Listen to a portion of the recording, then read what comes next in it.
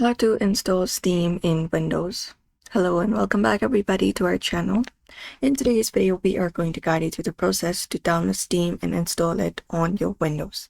So without any delay, let's just dive right in. For that, you can directly go ahead and open up any of the browser available. For example, Chrome.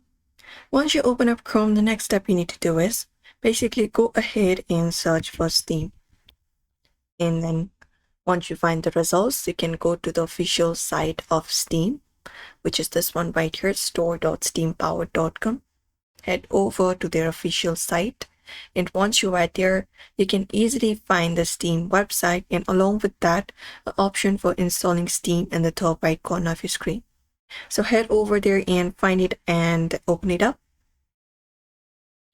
And then once you open it up here, you will be given an option to install the Steam available on your Apple, Chrome, Steam itself. So what you can do is you can basically go ahead and look out for this option called Install Steam and click on it. Now that you've clicked on it, you may go ahead and find the .exe file at the top right, this one right here, and open it up in your folder.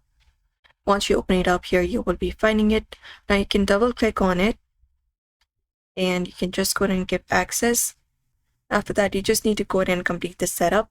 Go ahead and click on next, and then you can select your language.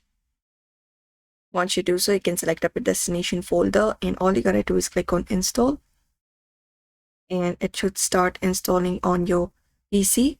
Now the setup has been completed. Click on finish, and it should start updating your Steam, and then you can open it up and basically log in through your account.